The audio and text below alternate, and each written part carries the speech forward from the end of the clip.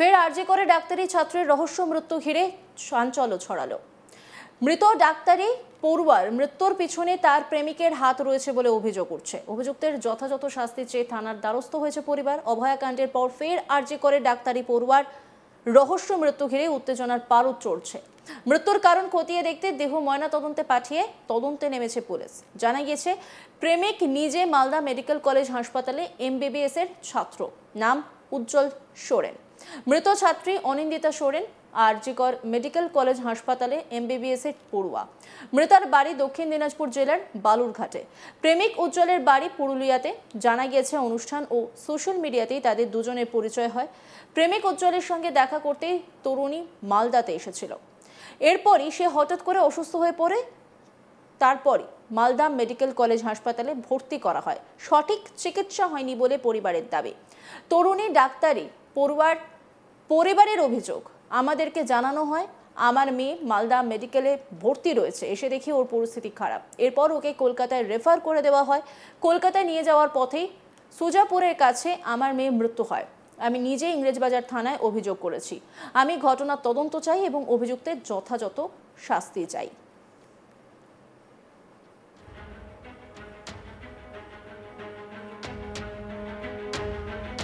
আলপনা সোরেন ডাক্তারি পড়ুয়ার মা, তিনি কি বলছেন শুনবো।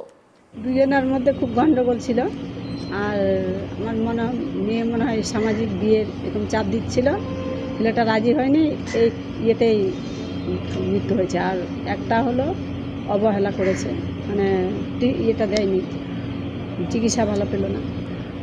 আপনি কি জানতেন নিশ্চয়ই তাদের মধ্যে সম্পর্ক ছিল? হ্যাঁ, জানতাম। কীভাবে জানলেন?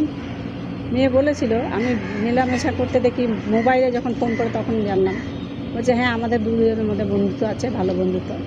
কীভাবে সম্পর্ক হয়েছে এটা জানি না কীভাবে সম্পর্ক। দুজন ভালো বন্ধু, বিয়ে করবে এবং বিয়েও করেছে। বলছে আমরা পুরী সাক্ষী গোপালে বিয়ে করেছি, মানে সামাজিক বিয়ে যেটা বলে সেটা না, মন্দিরে গিয়ে বিয়ে। এখন ছেলেটা মন্দিরে মানে ইউজ করার জন্য বিয়ে করেছে না কি ইয়ে করার জন্য আসলে সত্যি সত্যি আমার মনে হয় না সত্যি সত্যি বিয়ে করে। সত্যি সত্যি বিয়ে করলে এরকম কেউ মেরে ফেলে দেয়? আপনি কখন জানতে পারলেন? আমি তো কালকে জানতে পারছি। কীভাবে জানলেন?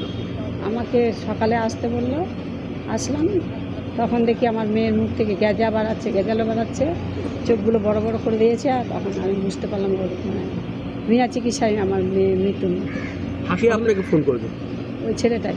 কি বলেছিল ফোন করে? বলে আপনি আন্টি আসছেন, বলে আমি কালকে যেতে চাইলাম, আজকে বলছিস মানে? বলছে না, উনি মিতাকে ভর্তি করেছি তো, তাই আপনি আসেন। কেন ভর্তি করেছে, কী জন্য?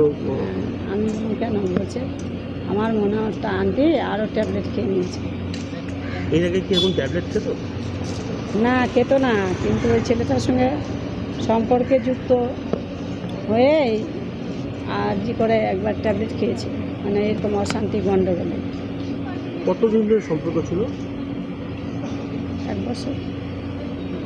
আপনারা মেনে নিয়েছিল বিয়ে করলে? আপনারা কি মেনে নিতেন বিয়ে করলে? হ্যাঁ, মেনে নিতাম। কি মনে হচ্ছে কেন, মানে আপনার মেয়ে? ছেলেটা ওই যে সামাজিক বিয়ে রাজি হচ্ছে না, কিছু ওই ব্যাপারে দুজনের ইয়ে হতো, বর্ষা হতো। আর ছেলেটা বলতো দাঁড়াও বলছি, আজ না কাল, এরকম করতো। মানসিক অত্যাচার? খুব মানসিক। অভিযোগ করেছেন থানায়? হ্যাঁ, খুব মানসিক অত্যাচার করতো। মোবাইল যখন টিপতো তখন আমিও কদিন বন্ধুর মতো মিশলাম, তখন দেখতে পেলাম মোবাইলে নানা রকম সব হোয়াটসঅ্যাপে ইয়ে করতো, মানে বাজে বাজে মেসেজ করতো। থানায় অভিযোগ করেছেন? কি কার নামে অভিযোগ করেছেন? ছেলেটা না। কী নাম ছিল? উজ্জ্বল স্যার। বাড়ি কোথায়? পুরুলিয়া। বলছি যে হাসপাতালে চিকিৎসা কি বলছিলেন, একটা চিকিৎসা পেয়েছেন? না, চিকিৎসা পাইনি। ডাক্তারি পড়ুয়ার বাবা জোসেফ সোরেন, তিনি কি বলছেন শুনবো।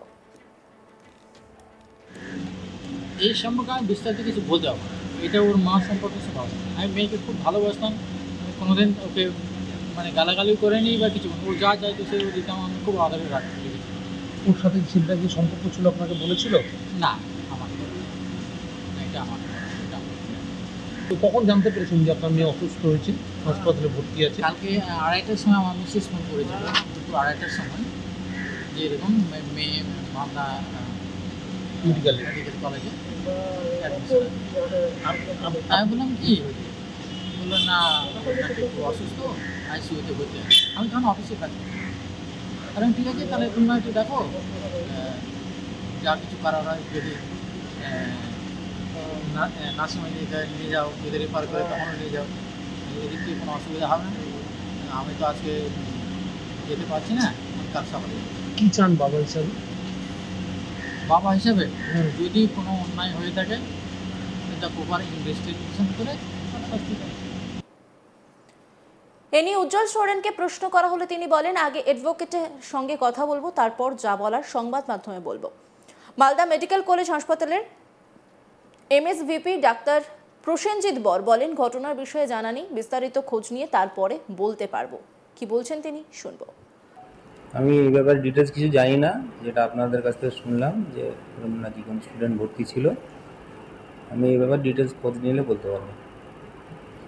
স্যার বলছিলাম মেয়েটা যখন ভর্তি ছিল সঠিক চিকিৎসা পায়নি, আর একটা বলছিল সেটা তো না খোঁজ নিলে তো বলা যাবে না। আর্থিকর কর্তৃপক্ষ আপনার সাথে যোগাযোগ করছিল আপনাদের সাথে? না, তেমন পুলিশের তরফ থেকে না। পোস্টমর্টমের জন্য তো বডি পাঠিয়েছে, মেডিকেল মর্গেই আছে। ঠিক জানি না, আসলে যদি পোস্টমর্টম ডাক্তারবাবুরা লিখে থাকেন তাহলে হবে। আচ্ছা, একটা অভিযোগ যে আজ করছে ছেলেটা, মানে যে মারা গেছে তার ভাই অভিযোগ করছে যে ডায়ালিসিসের জন্য নাকি এখান থেকে রেফার করা হয়েছে। জানি না ডিটেলস। ডায়ালিসিসের ইউনিট মালদায় আছে না?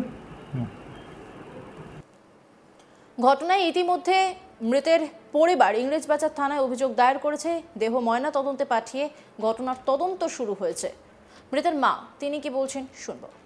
দুজনের মধ্যে খুব গণ্ডগোল ছিল, আর আমার মেয়ে মনে হয় সামাজিক বিয়ের এরকম চাপ দিচ্ছিল, ছেলেটা রাজি হয়নি, এই ইয়েতেই মৃত্যু হয়েছে। আর একটা হলো অবহেলা করেছে, মানে ইয়েটা দেয়নি, চিকিৎসা ভালো পেল না।